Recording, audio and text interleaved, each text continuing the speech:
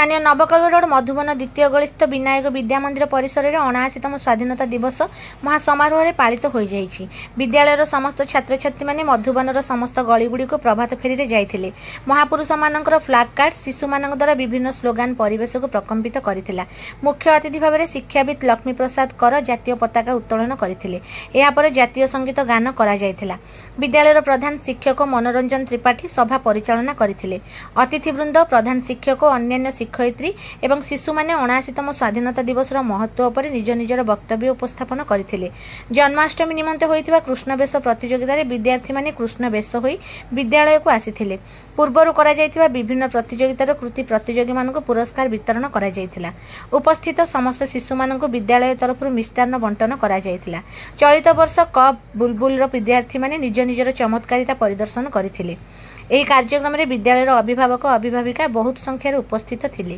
ବିଦ୍ୟାଳୟର ଶିକ୍ଷୟିତ୍ରୀ ମାନିନୀ ମିଶ୍ର, ମନୋରମା ବରାଳ, ସନ୍ଧ୍ୟାରାଣୀ ତ୍ରିପାଠୀ, ଦେବଯାନୀ ଜେନା, ଗୀତାରାଣୀ ମହାପାତ୍ର, ସସ୍ମିତା ପ୍ରଧାନ, ଅନିମା ମିଶ୍ର, ଅଲିଭା ମାଝୀ, ଦେବସ୍ମିତା ବିଶ୍ୱାଳ, ଅଲିଭା ପୃଷ୍ଟି ଓ ଅଞ୍ଜଳି ପ୍ରଧାନ ପ୍ରମୁଖ ଉପସ୍ଥିତ ରହି କାର୍ଯ୍ୟକ୍ରମଟିକୁ ସୁଚାରୁ ରୂପେ ସମ୍ପାଦନ କରିଥିଲେ। ବିଦ୍ୟାଳୟର ବରିଷ୍ଠ ଶିକ୍ଷୟିତ୍ରୀ ମାନିନୀ ମିଶ୍ର ଧନ୍ୟବାଦ ଅର୍ପଣ କରିଥିବା ବେଳେ ମନୋରମା ବରାଳ ଅତିଥି ପରିଚୟ ପ୍ରଦାନ କରିଥିଲେ।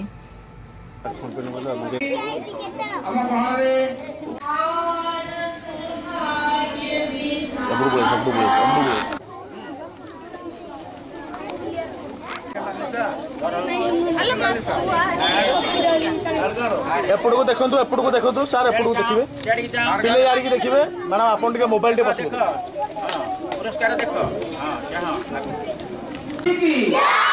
महात्मा गांधी की वंदे वंदे वंदे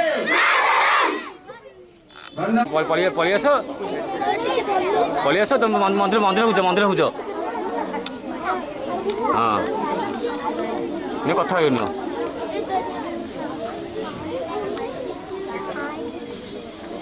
अरे ये नाखिगला कौन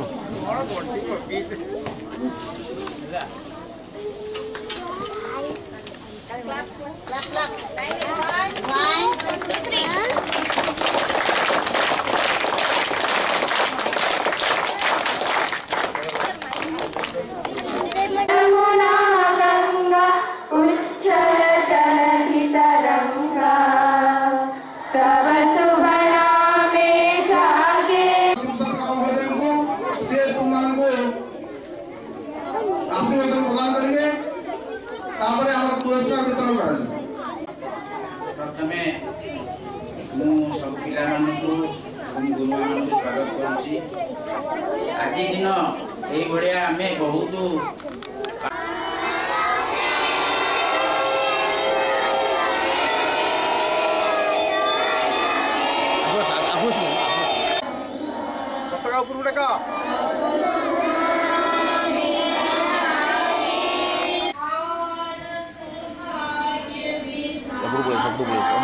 चलुले से आम मैंने दिन से पूर्व त्याग